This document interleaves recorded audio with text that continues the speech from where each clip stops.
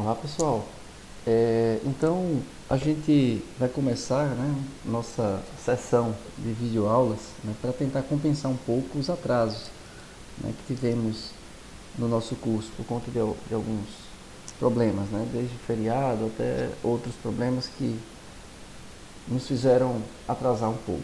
Então, para compensar, o módulo de análise orientada a objetos e análise de requisitos nós veremos através de videoaula, o que é bom, que permite também que a gente possa consultar essas videoaulas à medida que a gente precise para revisão.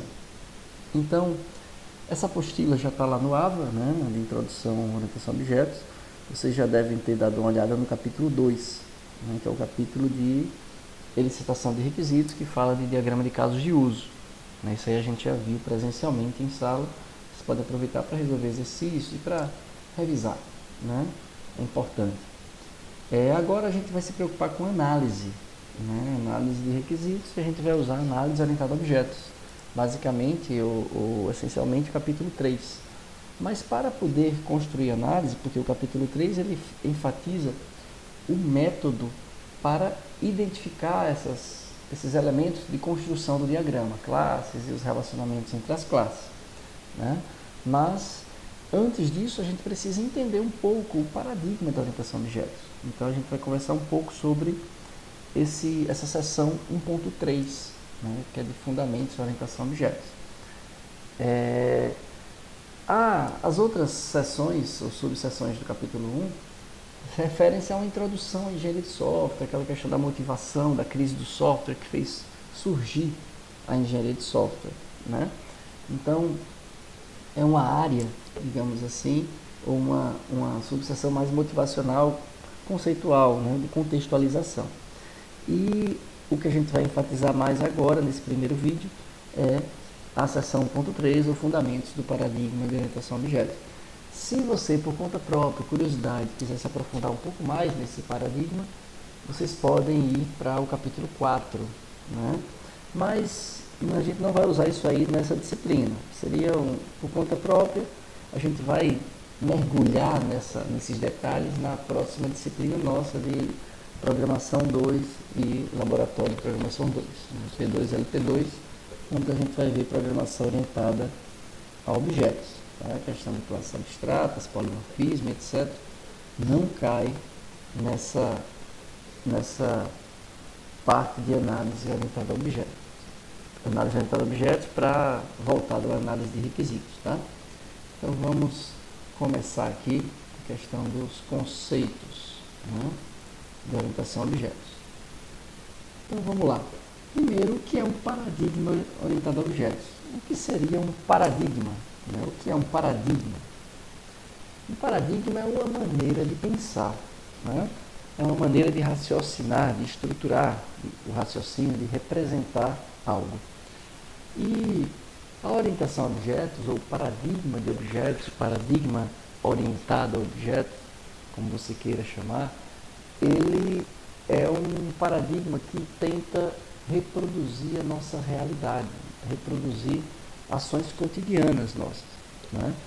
Nós já somos habituados a interagir com objetos, e a ver objetos interagindo entre si. Por exemplo, na sala de aula, a gente vê, por exemplo, o objeto quadro branco interagindo com o objeto pincel para quadro branco, interagindo também com o objeto apagador. A gente vê objeto professor interagindo com o objeto pincel. A gente vê o objeto aluno interagindo com o objeto cadeira, e assim sucessivamente. Então, objetos são abstrações do mundo real, e é assim que a gente deve enxergá-los, principalmente na análise de requisitos. A gente quer representar abstrações do mundo real através de um diagrama, para que pessoas vendo o diagrama, interpretando o diagrama, conheçam aquele domínio, conheçam as abstrações daquele domínio e como elas interagem entre si. E essas abstrações a gente conhece ou denomina objeto. E o objeto tem 3 propriedades básicas, todo objeto. estado, comportamento e identidade. O estado de um objeto, ele representa os dados que aquele objeto representa ou guarda de si, né? Então, o quadro branco, por exemplo, poderia ter propriedades ou estado, seria largura, altura, espessura, né? O comportamento de um objeto, né, é definido através das operações que aquele objeto executa, das ações daquele objeto, né? Por exemplo, o objeto cadeira, ele poderia ter algumas ações do tipo, olha, movimentar à direita, movimentar à esquerda, para frente, para trás, né? Coisa que o objeto aluno, quando interage com a cadeira, pode precisar executar naquele objeto, né? Por exemplo, né? Mas independente da similaridade dos objetos, todo objeto tem uma identidade própria. Todo objeto.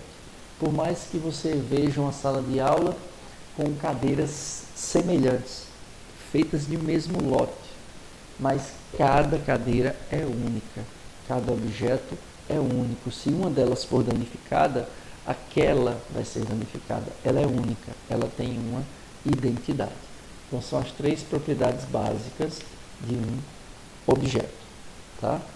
E, em resumo, né, todo objeto tem um comportamento bem definido. Esse comportamento precisa ser bem definido. É o que a gente chama de interface.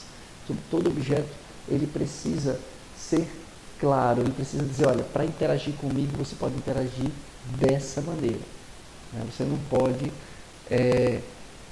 por exemplo, pedir para um pincel de quadro branco dizer, olha, ligue na tomada. Não, porque ele não faz parte da interface dele. Você estaria violando, isso seria uma aberração.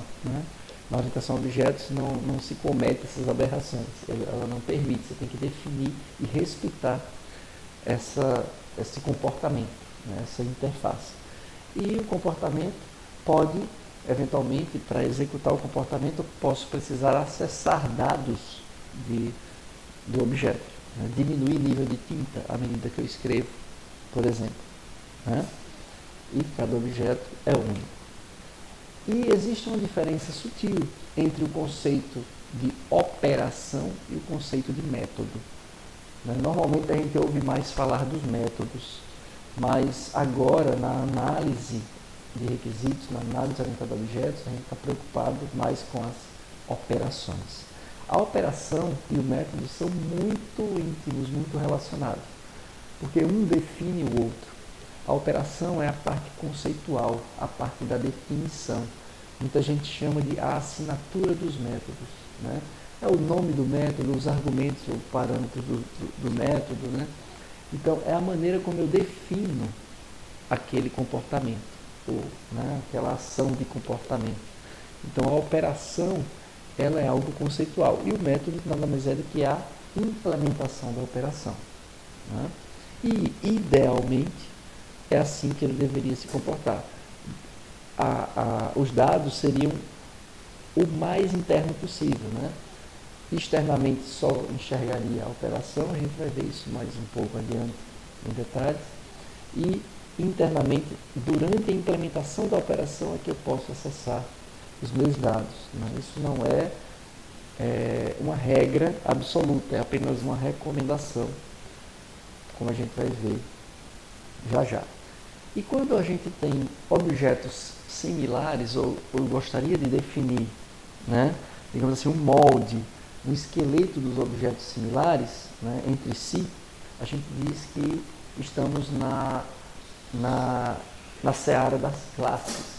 Então, uma classe nada mais é do que um molde, um esqueleto para um conjunto de objetos que define características semelhantes a um conjunto de objetos. Lembrando que essas características são atributos, operações. Então, por exemplo, a gente pode comparar duas cadeiras de um mesmo lote ou de lotes vizinhos, que possa ter pequenas diferenças ou até nenhuma diferença. visível, né? Por exemplo, digamos que tem uma cadeira verde e uma azul, né? São duas cadeiras feitas com a mesma forma, o mesmo processo de fabricação, né? O mesmo modelo. Então a gente pode dizer que são duas instâncias da mesma classe, mas são dois objetos daquela mesma classe, que têm as mesmas especificações, mudando valores dos atributos, né? As duas têm o atributo cor, mas uma tem o valor verde, outra azul. Ou as duas podem ter até o mesmo valor, não tem problema, né? Mas cada cadeira continua sendo única. Mas elas compartilham os mesmos atributos, né? Pode até ter valores diferentes, mas os mesmos atributos e as mesmas operações. Um detalhe importante: todo objeto, no paradigma de objetos, ele é instância de exatamente uma classe, nem mais, nem menos. Não existem objetos que não são instâncias de nenhuma classe. Não no paradigma orientado a objetos, né? Da escola escandinava, né? Que é o padrão que a gente adota, né? O mundo adota, né? Mas todo objeto é instância de exatamente uma classe. Então a classe é esse molde, esse maestro, né? Que define a estrutura de todos os objetos que sejam baseados nela, né? E um objeto, como eu comentei, comunica com os outros objetos através de chamadas ou troca de mensagem, né? Essa troca de mensagem nada mais é do que acessar a interface pública de um objeto, né? E essa mensagem pode ser respondida, é o que a gente chama de retorno, né? Muitas vezes o retorno é apenas um aviso: olha, terminei a execução, né? Mas pode também ser um valor inteiro, string, seja lá o que for, né? E o que eu posso mandar de mensagem para um objeto é o que a gente chama de interface. É a interface pública de um objeto, né? Idealmente, né, essa interface pública deve ser composta exclusivamente de operações, né? Idealmente, a gente vai ver um pouco mais sobre isso. E lembrando que os métodos e operações são sutilmente diferentes. A operação é algo conceitual, algo abstrato, enquanto o método é a implementação de alguma operação. É algo concreto, algo mais baixo nível, né? É uma implementação de algo que já foi definido, e essa definição é a operação, né? Pensando na análise orientada a objetos, na análise de requisitos, no fundo, a gente quer usar a notação do diagrama de classes para representar o que a gente chamaria de tipo abstrato de dados, né? A gente quer representar abstrações do domínio, né? Então, um tipo abstrato de dados, se a gente for olhar à risca, há uma recomendação, até por conta de encapsulamento, para deixar o negócio mais organizado, mais fácil, né, de manter no futuro, que toda interface pública, como eu já venho repetindo, dada a importância disso, seja formada exclusivamente por operações. Em outras palavras, todos os atributos das classes devem, por recomendação, ter visibilidade privada, né? Só podem ser acessados pela própria classe. Não pode ser alvo de troca de mensagens entre objetos, né? E a única coisa que faz parte, ou que pode fazer parte da interface pública, seriam as operações, que podem ser pública, privada, pode ter qualquer visibilidade, tá? Já a gente vai ver quais as possibilidades de visibilidade. Mas todo o atributo deve ser privado, né? E as operações podem ser públicas ou de qualquer visibilidade, a escolha do freguês, né? Algumas dicas e recomendações: como a gente está lidando com um tipo abstrato de dados, com classes para representar o domínio, a gente está usando o diagrama de classes como uma notação, é importante que cada classe represente uma abstração bem definida, que você saiba definir o nome da classe, né?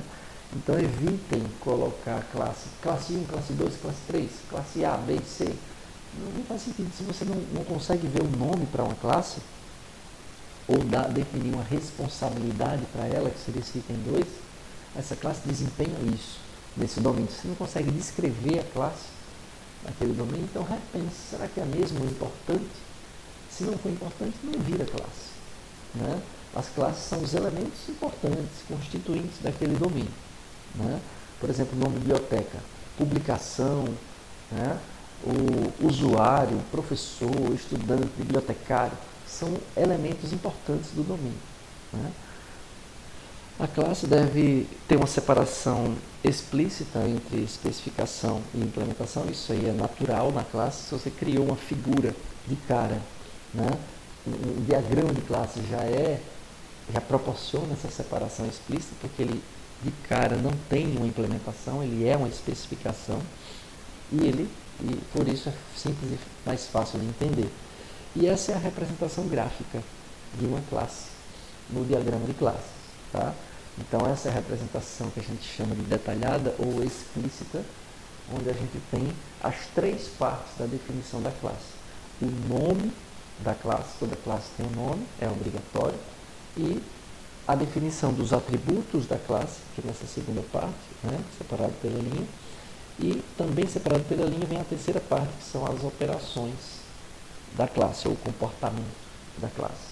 Né? Então, o nome é obrigatório, a representação gráfica, né? E depois tem o estado, os atributos e as operações. Note que os atributos são precedidos pelo sinal de menos. Isso quer dizer que a visibilidade deles é privada, é restrita. Só a própria classe consegue enxergar e acessar essas variáveis, esses atributos. Tá? Quem está fora, né, ou objetos que tentam interagir entre si, só podem acessar a interface pública, a interface visível. Né? Só pode acessar o que, nesse caso daí, são as operações que tem esse sinal de mais. Tá? Nesse caso aqui, a operação criar documento.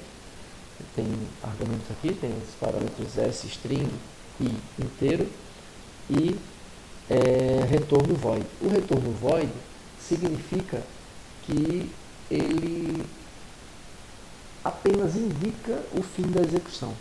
Tá? Ele indica que terminou a execução, ele não necessariamente retorna um valor. Né? Ele apenas indica o final da execução. Esse slide daqui, eu gostaria de falar um pouco dele, bem rapidamente. Ele não tem muito a ver com a nossa disciplina atual, né? Mas ele gera um pouco, esse conceito gera um pouco de confusão. Então eu quero já introduzir aqui, né, bem alto nível, mas para caso alguém que já tenha um contato com programação começar a esclarecer algumas dúvidas que possa ter, mas que na próxima disciplina de programação de objetos, próximo período, eu vou entrar mais a fundo nisso daqui, não se preocupe. Né? Então, se você não programa, né, em uma linguagem orientada a objetos, pode abstrair o que eu vou falar agora, né, e ignorar solenemente. Né? Mas na próxima disciplina a gente retoma. Mas alguém aqui já ficou curioso porque às vezes a gente coloca, define variáveis, né, com o nome de um tipo, e na hora de criar o objeto cria com outro tipo, ou até com o mesmo tipo. Né? Por exemplo, documento espaço D1 igual a new documento, ou documento espaço D1 igual a new carta. Né? Então D1, nesse caso, é o nome da variável, é o que a gente chama de objeto. Né? A variável que representa o objeto, na verdade. A gente chama de objeto porque é a representação que a gente tem, é o nome que a gente dá para aquele objeto. Na verdade, é a variável de memória. Né? O nome que vem antes da variável, né? Documento espaço D1. Esse documento é o tipo da variável. Então, o tipo diz aquilo que eu consigo enxergar. É a interface pública que eu consigo ver. O que eu consigo ver é a interface pública do tipo do documento. Agora, o que eu executo de fato é o que está depois do new. É o que eu usei, a classe que eu usei para instanciar. Né? A classe que eu instancio é a classe que está depois do new. Então, se eu uso documento D1 igual a new documento, eu estou enxergando o método de documento, estou executando a implementação de documento. Se eu coloco documento D1 igual a new carta, eu estou enxergando a interface pública ou as operações do documento, mas estou executando as operações de cá. Né? Então, só abrindo esse parêntese rápido, depois na próxima disciplina a gente entra em detalhe, ou quem quiser conversar comigo na aula, será um prazer conversar também. Agora, como é que eu uso o diagrama de classes? Como é que eu uso essa abstração aqui das classes para representar um domínio? Né? E, cara, a gente precisa interagir, fazer com que a nossa representação represente também a forma como as classes interagem entre si. Tá? Então, eu comentei que essa representação aqui é a representação explícita ou detalhada das classes. Uma outra maneira de representar era simplesmente representando o nome da classe, abstraindo ou ocultando os atributos e operações. A gente não vai usar essa representação implícita, né, ou abstrata da classe. A gente vai representar a classe sempre com a representação explícita ou detalhada, né, com essas três partes: nome, atributo e operações. E a primeira forma de interação que a gente vai ver entre classes ou entre classes e objetos, nesse caso aqui entre classes e objetos, é o que a gente chama de instanciação, ou a hierarquia de classificação instanciação. Como eu comentei já em alguns momentos, todo objeto é instância de exatamente uma classe. Né? Então, nessa figura aqui, a gente tem dois objetos: o objeto chamado João, que é do tipo usuário, e o objeto chamado Maria, que é do tipo usuário. Então, só para ilustrar aqui, está o objeto com a representação implícita. Ele poderia também ser representado da forma explícita, mas aqui para ilustrar para a forma implícita. O que difere o objeto da classe é que o objeto normalmente tem um nome, né, dois pontos do tipo, e ele tem o sublinhado nesse nome com o tipo. Tá? Ele tem um sublinhado para mostrar que é um objeto e não uma classe. Tá? É a diferença. E todo objeto ele é instância de uma classe. Como é que a gente representa isso? Através do relacionamento de dependência UML, que seria aquela seta tracejada, semelhante ao include, ao extend, que a gente já viu no diagrama de casos de uso, mas o estereótipo dessa dependência é outro, é o instance of. E por que a seta sai do objeto e aponta para a classe? Porque a classe é instance of. O objeto, é instance of a classe. O objeto é a instância da classe. É o objeto que depende da classe para seguir aquele molde, aquele esqueleto, né, para poder ser instanciado, para poder ser criado. Então, o objeto é a instância de apenas uma classe.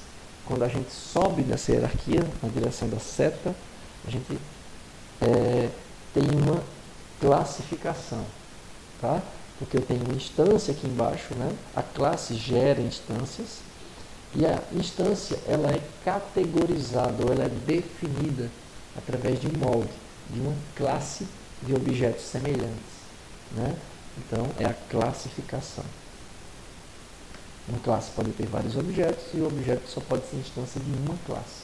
Por que o objeto só pode ser instância de uma classe? Para evitar aberrações como essa. Pronto, vamos supor que a gente tem três classes definidas, apenas três. A classe das girafas, aqui a gente tem três objetos dessa classe. A classe dos leões, temos também três objetos. A classe das cobras, também com três objetos.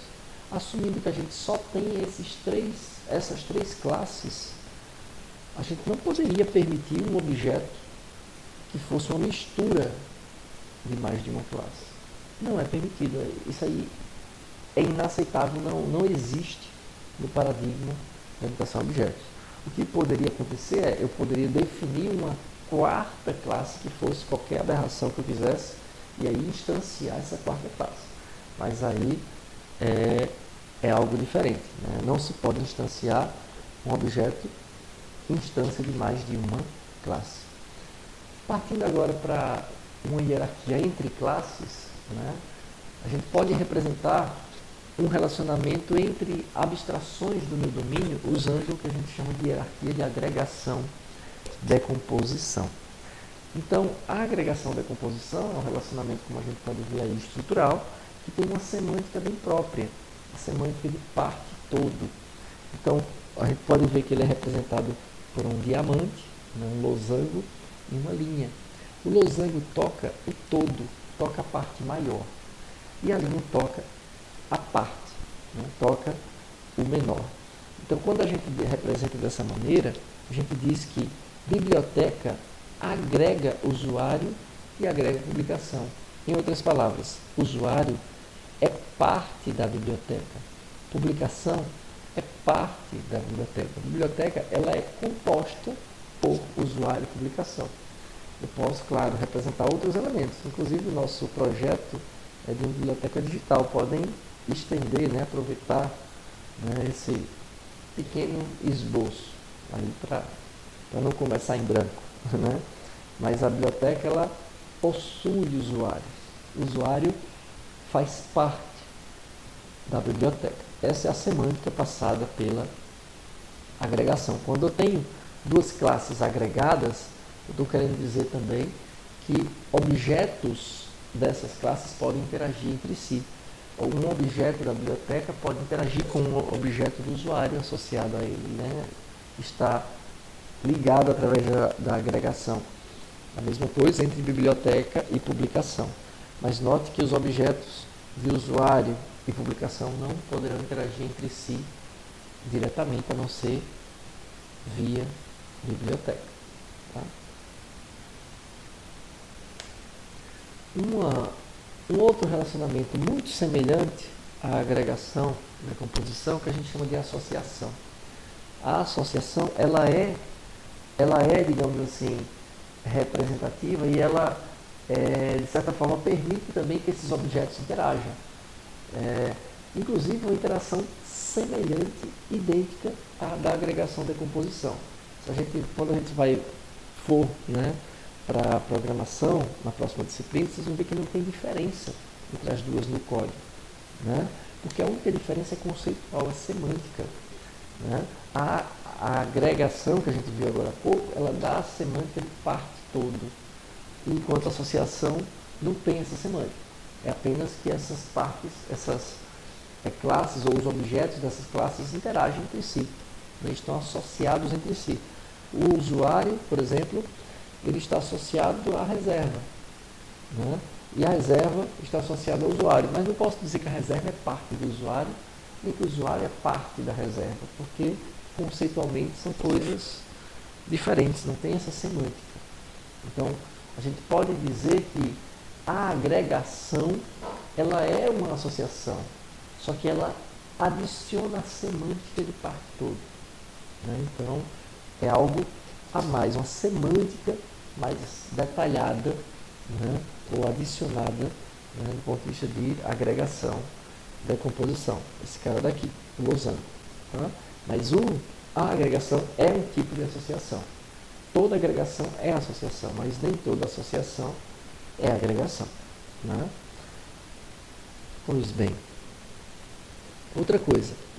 Aqui nessa associação, vocês podem reparar que tem de um lado o número 1, do outro asterisco. E no meio o nome efetua. Tá? Esse nome efetua, ele é opcional. Ele é um nome dado, é o que a gente chama de papel. É o role, é o papel da associação. Você pode também dar o nome para a agregação, já que ela é uma associação. É opcional, como eu disse. Então, ela facilita a leitura do diagrama, para você entender a forma como eles estão associados. Então, usuário e reserva estão associados porque um efetua o outro. Então, tem esse relacionamento entre eles. Esse número e o asterisco, o número 1 e o asterisco, representam o que a gente chama de cardinalidade. Então, um usuário ele pode efetuar quantas reservas? No máximo, várias. E uma reserva pode ter quantos usuários que a efetuaram? No máximo, 1. Então, se a gente só vê um número ou um símbolo, no caso do asterisco, isso representa a cardinalidade máxima. E se eu quiser representar um intervalo, o mínimo e o máximo, Aí eu preciso colocar não só um número, mas dois números separados por ponto, ponto. Por exemplo, se eu colocasse 1 ponto, ponto 1 aqui perto do usuário, quer dizer que toda reserva precisa ter um usuário exatamente, no mínimo e no máximo. Então precisa ter um usuário, né, associado a ela. E enquanto usuário, eu poderia colocar o usuário está associado a 0 ponto, ponto asterisco. Quer dizer que o usuário pode fazer várias reservas, mas também pode não ter feito nenhuma. É 0 ponto, ponto asterisco. Ficaria mais rico, né? Quando tem só um valor, é o máximo. Quando tem dois valores separados por ponto, ponto, o primeiro é o mínimo, o segundo é o máximo. E um outro relacionamento interessante entre classes é o que popularmente a gente conhece por herança, ou chama de herança, que na UML é chamada de generalização especialização. Então, a herança, ou subclassing, é o ato de você definir grupos de características semelhantes a várias classes, né, em uma classe mais genérica, mais geral, e essa parte comum ela vai ser incorporada a várias classes, com uma semântica muito específica. Vamos usar a figura para ficar mais claro. Então, aí tem um exemplo de uma hierarquia envolvendo três classes: classe usuário, classe aluno, classe professor. E aluno e professor se relacionam com a classe usuário através do relacionamento de herança ou de generalização e especialização. Note que esse relacionamento é representado por um triângulo, né? O triângulo é grudado na parte que a gente chama de classe base ou na superclasse, na classe mais geral, e a linha vai para a classe mais específica, tá? Nesse caso, a semântica passada pela herança ou pela generalização e especialização é a semântica de é um tipo de. Então, a gente pode ler esse diagrama dizendo que aluno é um tipo de usuário, professor é um tipo de usuário. É por isso que a gente chama herança, né, popularmente, porque se aluno é um tipo de usuário, tudo que o usuário tem, o aluno também tem que ter. Pode até acrescentar coisas a mais, que é o que acontece. O aluno acrescentou ano escolar e a operação de suspender, né? O aluno pode ser suspenso. Então, tem essa operação. Mas, além disso daí, ele também tem os atributos nome e código e a operação verificar código. Por analogia, o professor também, ele tem nome e código como atributos e tem a operação verificar código. Mas agregou, acrescentou também o atributo tempo serviço e a operação aposentar. Aí uma figura ilustrativa, né, lúdica, só para mostrar que a hierarquia de herança ou generalização e especialização pode dar sequência, tá? Uma classe pode ser classe base para uma classe específica, né, uma classe derivada aqui, que pode ser classe base para outra derivada, que pode ser classe base para outra derivada e pode continuar a hierarquia de herança sucessivamente.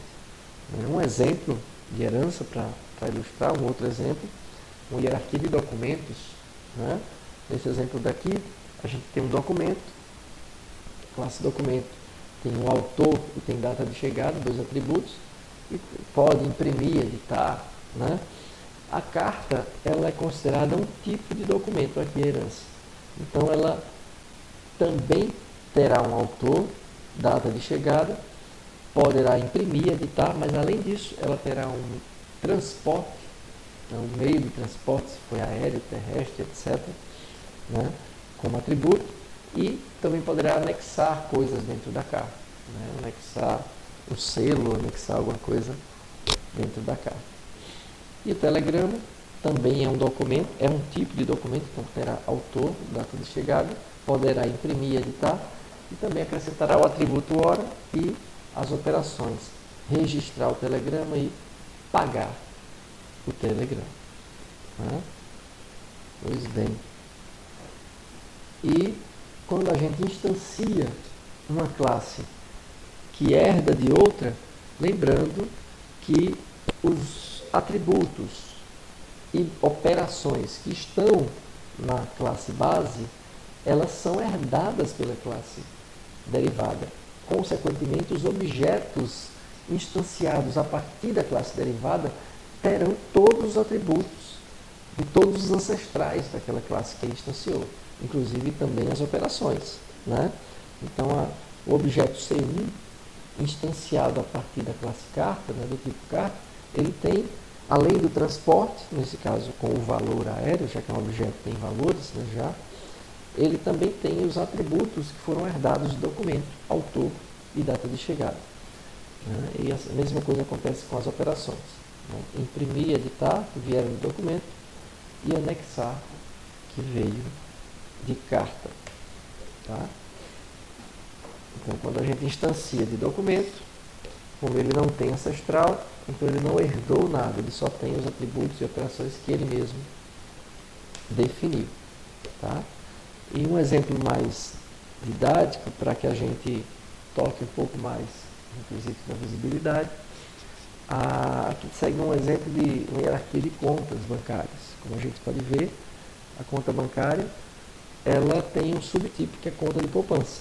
Então a gente pode dizer que conta de poupança é um tipo de conta bancária. Eu poderia acrescentar mais uma classe, conta corrente, é um tipo de conta bancária. E a gente poderia refinar. Nesse caso, a conta bancária tem saldo como atributo e tem como operações devolver saldo, creditar e debitar. A conta de poupança, ela herda todas essas características, o atributo saldo e as operações obter o saldo, creditar e debitar, e acrescenta o atributo índice, que seria o rendimento da poupança, e a operação render.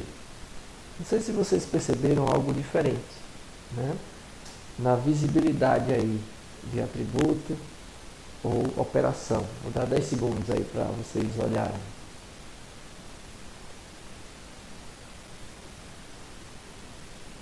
Então, para quem percebeu, o atributo saldo da classe conta bancária, ele tem um símbolo diferente. Eu comentei que o ideal era o símbolo de menos, é o atributo privado. Aí foi usado uma cerquilha, um jogo da velha, que não quer dizer nem privado nem público, é diferente. Isso daí é o que a gente chama de atributo protegido. Né? O que é um atributo protegido na UML? O atributo protegido, né, é o atributo que ele é privado, né, por definição, ele é privado, então só quem enxerga é a própria classe, mas ele abre uma exceção.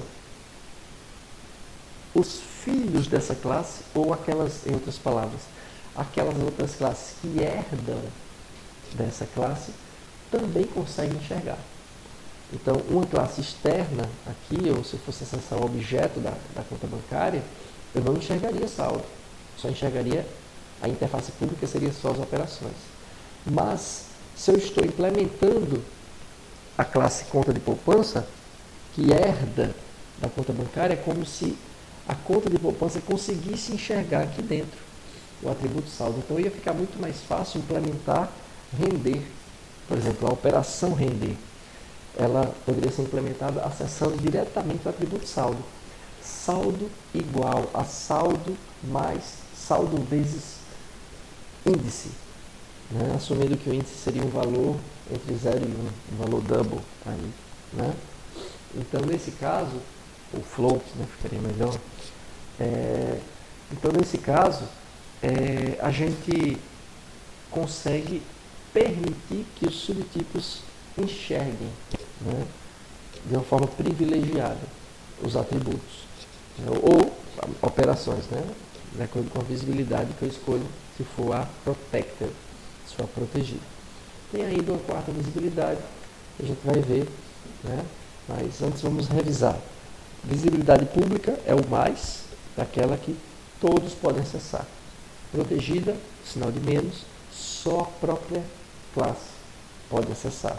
O protegido o cerquilha, né? A própria classe e mais os filhos, as subclasses, podem acessar também. E a visibilidade de módulo, que é o sinal de T, né? É aquela visibilidade que todas as classes que estão no mesmo módulo, né, podem acessar. No caso por conta, né, da UML, que adota para representar módulos, ela adota a representação por pacote, os packages. Algumas linguagens de programação adotaram essa nomenclatura também, a nomenclatura de pacote, né? Mas algumas outras linguagens, como é o caso do C++, adota mesmo a questão de namespace, né? Não precisa ter o nome package, o nome pacote, mas o nome conceitual seria módulo, né? Tá aí as 4 representações, mais para público, menos privado, cerquilha, o jogo da velha, para protegido, e o tio é visível apenas para as classes que estão no mesmo pacote, né? Então, o que aconteceria se o atributo saldo mudasse aqui, se a gente mudasse de protegido para privado? O que aconteceria? Né? Possivelmente, eu deveria mudar a implementação do render, porque iria dar erro.